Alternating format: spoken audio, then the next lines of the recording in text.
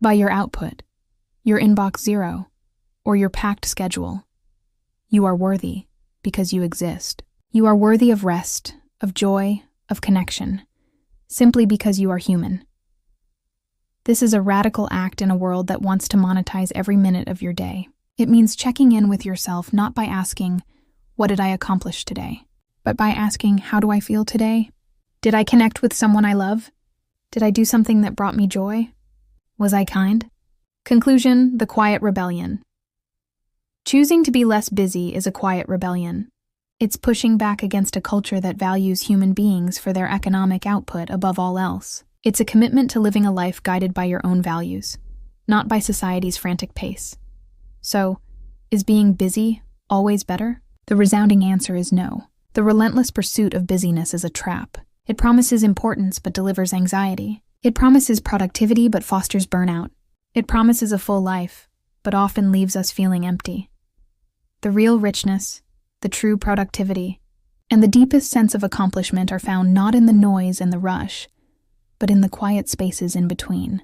They are found in the focused work, the deep connection, the creative spark, and the simple, profound peace of a mind at rest. The goal is not to be idle, but to be intentional. To move through our days with purpose and presence, not with panic. To understand that sometimes the most productive thing you can do is absolutely nothing at all. To reclaim your time, your attention, and your life from the cult of busy, and to discover that a life of meaning is not about doing more. It's about being more, with less. Part 4. The Art of Doing Nothing, a Practical Guide. 1. Start with micro moments of stillness. You don't need to book a 10-day silent retreat, though that sounds amazing. Start impossibly small. The goal is to rewire your brain's addiction to stimulation. The 60-second pause. Before you transition from one task to another, before you get out of your car, before you open your laptop, before you start dinner, just stop.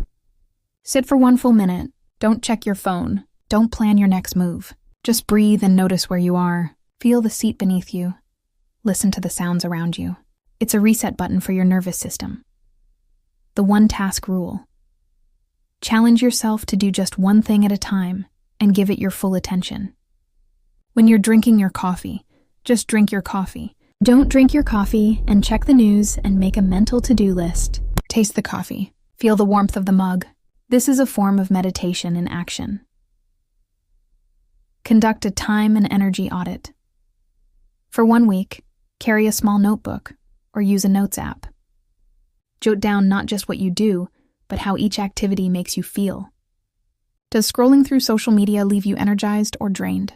Does that weekly meeting inspire you or deplete you? Does an hour of reading feel restorative or like a waste of time? You're not judging yourself here. You're playing detective. The goal is to identify 2 lists. The drains. Activities that suck your time and energy without giving much back. These are the candidates for elimination or reduction.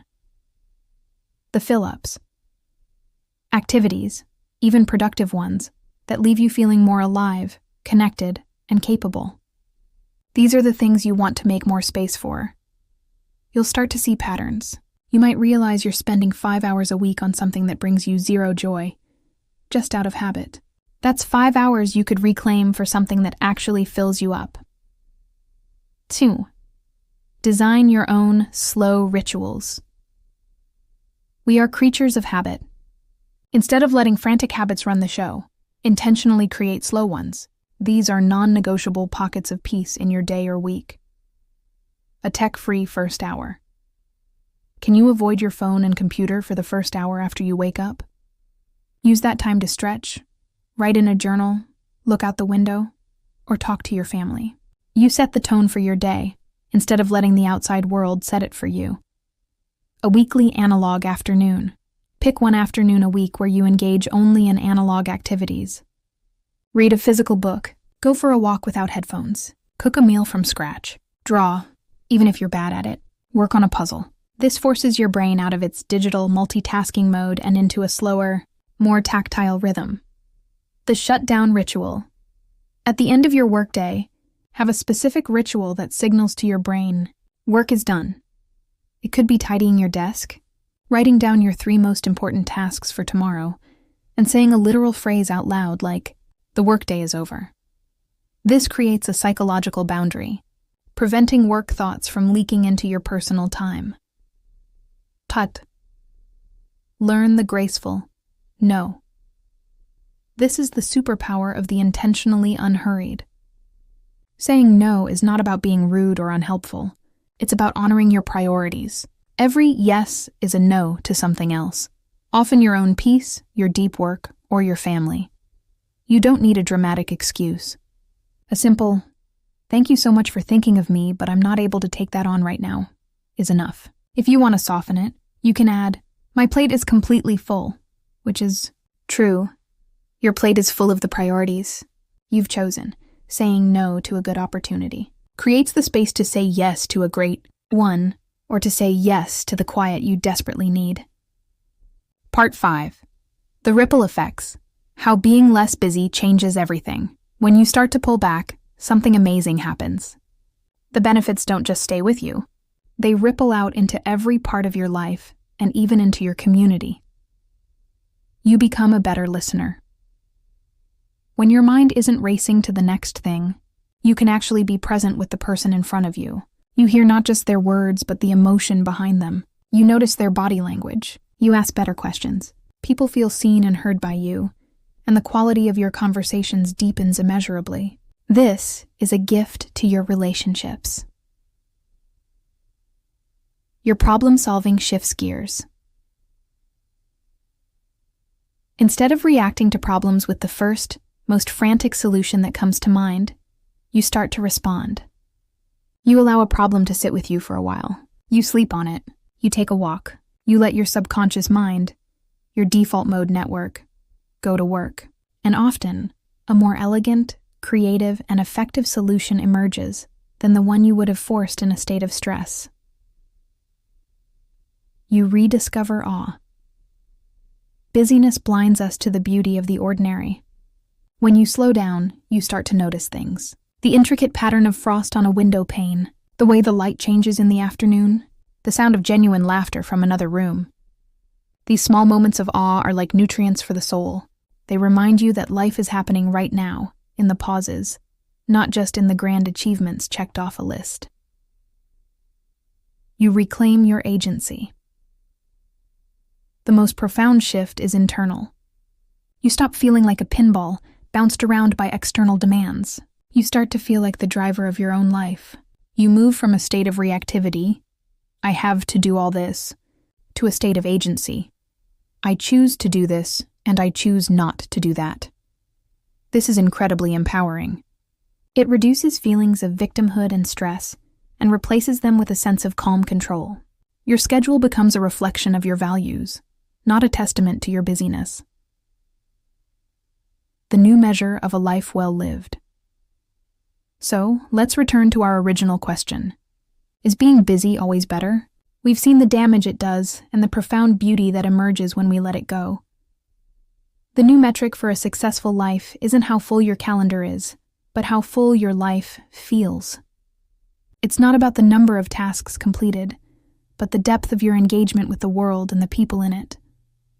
A life of intentional slowness is not a life of laziness. It is a life of rich, focused contribution punctuated by restorative rest. It is a life where you have the space to think deeply, love fully, and create bravely. It is a life where your worth is inherent, not earned through frantic doing. The revolution is quiet. It starts with a single, deliberate breath in the middle of a chaotic day. It starts with a no that feels like a yes to yourself. It starts with the courageous, countercultural decision to believe that you are enough, even when you are doing nothing at all. And from that place of quiet sufficiency, you can build a life that is not just productive, but truly profound.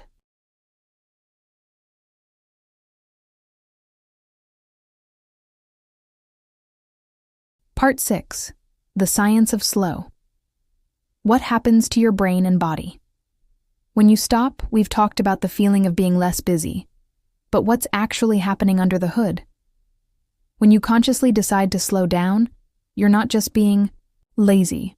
You're initiating a profound biological cascade that heals and restores you from the inside out. 1. the nervous system's sigh of relief, from fight or flight to rest and digest. Your autonomic nervous system has two main gears: the sympathetic nervous system, SNS, your gas pedal, your fight or flight response, and the parasympathetic nervous system, PNS, your brake pedal, your rest and digest mode. Chronic busyness, constant notifications, and overwhelming to-do lists keep your foot permanently pressed on the gas. Your SNS is chronically activated, flooding your body with stress hormones like cortisol and adrenaline. This is great for outrunning a saber-toothed tiger, but when it becomes your default state, it's devastating. It leads to high blood pressure, a suppressed immune system, digestive issues, anxiety, and that feeling of being constantly on edge. When you create stillness, you are consciously engaging the brake pedal. You are activating your PNS. Your heart rate slows. Your breathing deepens. Your body can divert energy from preparing for a hypothetical emergency to actually maintaining itself, digesting food properly, repairing cells, and fighting off illness. It's the difference between a car engine redlining on the highway and idling smoothly in the driveway. One is sustainable, the other leads to a breakdown. The cognitive payoff: how idleness builds a better brain. We've touched on the default mode network, DMN, but let's get deeper. Think of your DMN as your brain's corporate office. While the frontline workers, the task-positive network, are handling immediate jobs like writing emails or having conversations, the corporate office is doing big-picture strategy. During these quiet, idle moments, your DMN is wildly active. It's doing crucial work, consolidating memories. It's taking the day's experiences, deciding what's important to file away into long-term memory, and connecting them to your existing knowledge. This is why you often understand a complex lesson not in the classroom, but later when you're taking a shower. Building your sense of self. The DMN is deeply involved in constructing your autobiographical narrative, who you are, what you believe, your place in the world. Without this idle time, your sense of self can become fragmented, defined only by your latest task or achievement. Creative problem solving. This is where the magic of connecting the dots happens. The DMN can access seemingly unrelated ideas from different parts of your brain and forge new links between them. The solution to a work problem might come from a memory of a childhood game. The plot for a story might emerge from a feeling you had on a walk. When you never daydream, you are, in effect, starving your brain's corporate office. You're all frontline, workers with no one in strategy, leading to burnout and a lack of innovation. 3. The emotional recalibration. From reactivity to responsibility. In a state of constant busyness, your emotions are often just reactions. A stressful email sparks immediate anger. A traffic jam triggers instant frustration.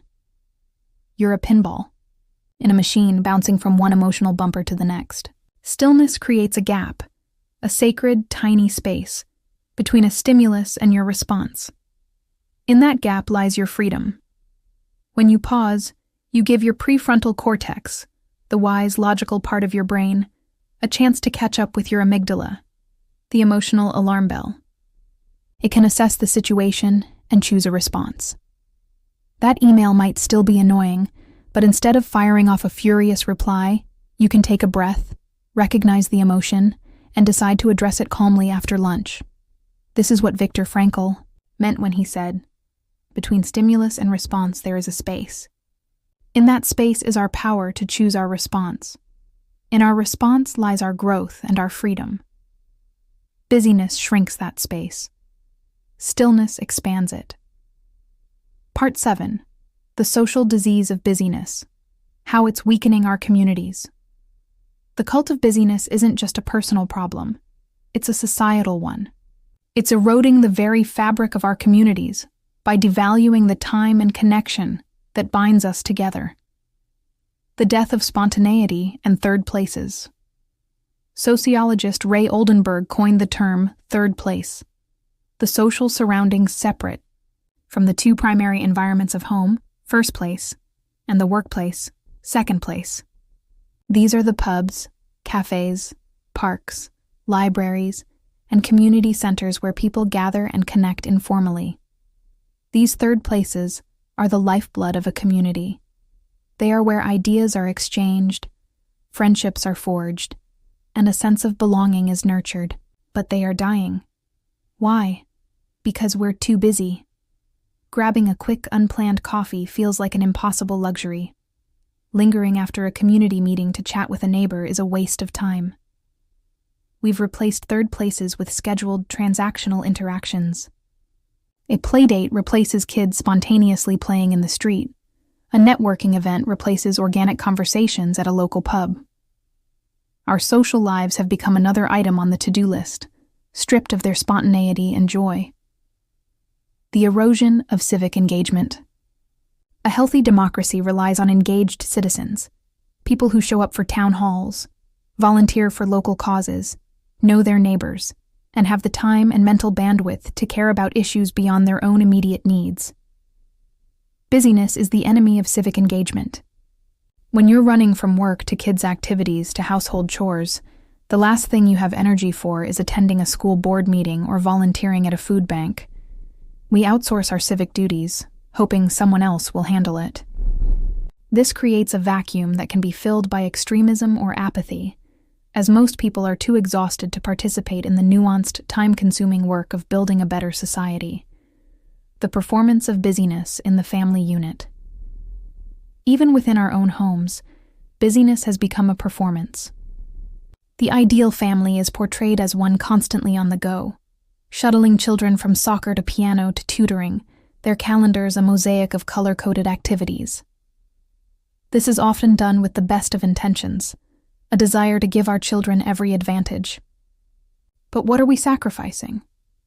The lazy Saturday mornings, the family dinners where everyone is actually present, the time to just be bored together, which is when kids, and adults, learn to entertain themselves, negotiate with siblings, and use their imagination. We are giving our children a resume of activities, but depriving them of a childhood, all while running ourselves into the ground to maintain the facade. Part 8. Redefining ambition. Can you be driven and rested?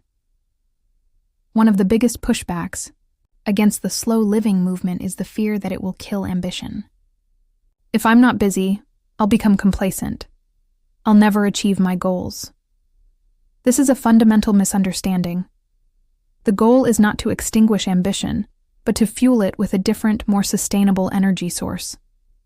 Frantic busyness is like running a car on cheap, dirty fuel. It gets you going, but it gunks up the engine and eventually causes it to seize. Intentional, focused action, punctuated by deep rest, is like running on high-octane, clean fuel. The performance is smoother, more powerful, and the engine lasts longer. The tortoise and the hare is not just a fable. It's a strategy. Think of the most prolific artists, scientists, and writers. They weren't machines of non-stop output. They had rigorous routines that protected their deep work and their deep rest. Charles Dickens took 3-hour walks through London every afternoon. These walks were non-negotiable. They were how he processed his thoughts and found his stories. Stephen King, a famously disciplined writer, has a daily routine that ends in the early afternoon. He then spends his time reading, listening to music, and being with his family. He protects his creative energy fiercely. Lin-Manuel Miranda came up with the initial concept for Hamilton while on a vacation, deliberately taking a break from work. Their ambition was not expressed through how many hours they could grind, but through the quality and impact of the work they produced during their focused hours. They understood that their creativity was a well that needed to be refilled, not a battery to be drained until it was dead. Ambition fueled by rest is visionary. Ambition fueled by anxiety is myopic. The busy, anxious person is ambitious about checking off tasks. The rested, intentional person is ambitious about building a meaningful life and making a genuine contribution. One is chasing the feeling of being productive. The other is focused on the outcome itself. Part 9. The quiet resistance. Making peace with your own limitations, perhaps the deepest work in escaping the cult of busyness is the internal work of making peace with your own humanity, with your limitations, your finitude. We live in a world that sells us the myth of having it all. You can have a skyrocketing career, a perfect family, a sculpted body, a sparkling social life, and a constantly clean house. It's a lie. Time is a zero-sum game. An hour spent on one thing is an hour not spent on another. Choosing to be less busy is an act of accepting this reality. It is a declaration. I am human. I have limits. I cannot do everything, and that is okay. This is a radical act of self-compassion. It means looking at your to-do list and, instead of judging yourself for what's not done, consciously deciding what you will not do. It means grieving the fantasy of the perfect do-it-all superhero and embracing the beautiful, messy, limited reality of being a person. This acceptance is not a defeat. It is a liberation. It frees up the immense mental energy you were using to juggle the impossible and to beat yourself up for dropping the balls. That energy can now be channeled into what truly matters to you. When you accept your limits, you stop trying to be a source of infinite output and start becoming a curator of a meaningful life. You move from a state of lack, I don't have enough time, to a state of sufficiency, I have enough time for what is essential. And in that shift, you find a peace that no amount of busyness could ever provide. This journey from frantic doing to intentional being is the real work of our time. It's a quiet, persistent rebellion against the noise, and it begins with a single, conscious choice to be still. Part 10. The Architecture of an Intentional Day. Beyond time management to energy management, we often think the answer to busyness is better time management. We download apps, color-code our calendars, and try to squeeze more efficiency out of every minute. But this is like trying to solve a water shortage by buying more buckets. The problem isn't the buckets. It's the source of the water. The real shift is from time management to energy management. Time is finite and impersonal. Everyone gets the same 24 hours. But your energy, your physical, mental, and emotional capacity is unique to you and can be renewed or depleted based on your choices. Designing your day around your energy rhythms, not just a list of tasks, is the secret to sustainable productivity and peace. Identify your personal seasons of energy. Are you a morning person, waking up with a clear mind and bright ideas? Or do you hit your stride in the quiet of the evening? This is your basic chronotype, but go deeper. Within your day, there are natural rhythms. Your peak phase. This is your 2 to 3 hour window of highest cognitive function. For many, it's in the morning. This is when you should do your most demanding, creative, or important work, the deep work we discussed. Guard this time ferociously. Do not let it be eaten by meetings, emails, or trivial tasks. Your trough phase. This is the post-lunch slump or a natural dip in your energy. This is not a time to fight yourself. This is the time for administrative, low-cognitive tasks, answering emails, organizing your workspace, scheduling appointments. Pushing important work into this phase is like trying to run a marathon in quicksand. It takes twice the energy for half the result. Your recovery phase. This is the time for renewal. A short walk, a few minutes of stretching, listening to music, or even just staring out the window. Modern work culture tells us to power through our slumps. The intentional path is to lean into them, using them for restoration, which sets you up for a second, smaller peak later in the day. Design your environment for focus, not fragmentation. Your environment is not a passive backdrop. It's an active participant in your state of mind. A cluttered, noisy, interruption-filled space creates a cluttered, noisy, interrupted mind. Create zones for different modes. If possible, designate specific areas for specific types of work. A clean desk for deep work. A comfortable chair for reading and thinking. This trains your brain to switch into the appropriate mode when you enter that space. Tame the digital beast. This is non-negotiable. Turn off all non-human notifications. Every ping is a tiny seizure of your attention. Schedule specific times to check email and messages, e.g., 10 hours a.m., 2 hours p.m., 4:30 p.m., instead of living in a state of perpetual reactivity. Use website blockers during your peak work phases. Your focus is a precious resource. Stop letting the internet steal it for pennies. Embrace monotasking as a superpower. The myth of multitasking has been thoroughly debunked by neuroscience. What we call multitasking is actually task switching, and each switch carries a cognitive cost, slowing you down and increasing errors. When you write an email, just write the email. When you talk to a colleague, just listen. Do one thing at a time and do it well.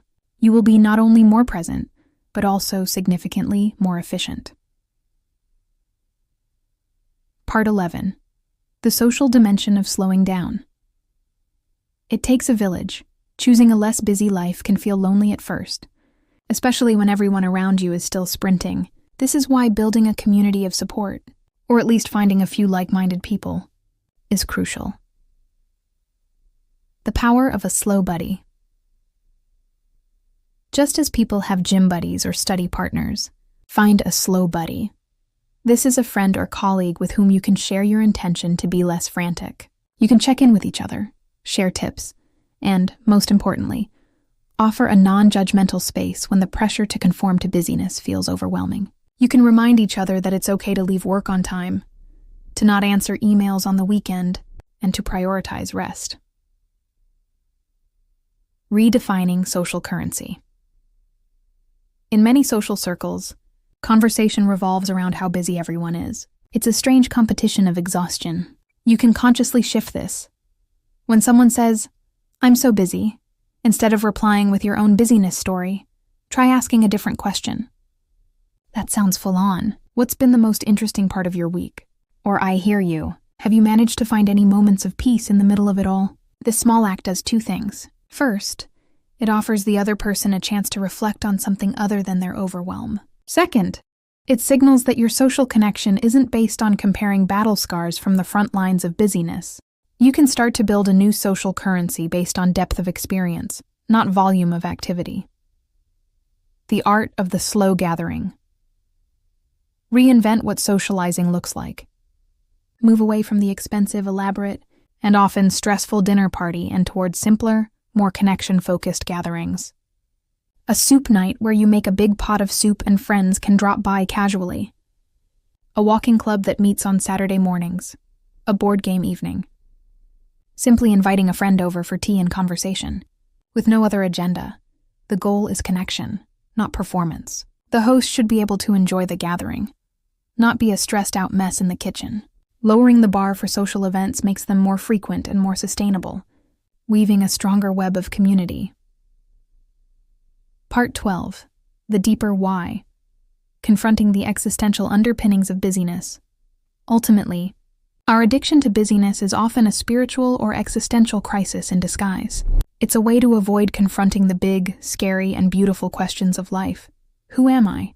What is my purpose? What does it all mean? When we are constantly in motion, we never have to face the silence. And in that silence, we might discover that we are on the wrong path, that our achievements feel empty, or that we are terrified of our own mortality. Busyness is a powerful anesthetic for existential dread. Choosing slowness, therefore, is an act of immense courage. It is choosing to feel the full weight of being alive, with all its uncertainty and wonder. It is in the quiet spaces that we can hear the whisper of our own intuition, our values, and our true calling. This doesn't mean you have to have all the answers. It simply means you are creating the internal conditions to ask the questions. A life of intentional slowness is a life of ongoing inquiry. It's about being present to the mystery of your own existence, rather than numbing yourself to it with a flurry of activity. Thank you for listening. See you to next section. In the end, the journey away from busyness is a homecoming. It's a return to yourself. It's remembering that your worth is not a variable to be earned through relentless doing, but a constant to be experienced through mindful being. It's about building a life where, at the end of the day, you can measure your success not by your crossed-off tasks, but by the depth of your peace, the strength of your connections, and the quiet joy of a soul that has found its way home. This is the true, quiet revolution, and it begins with a single conscious breath.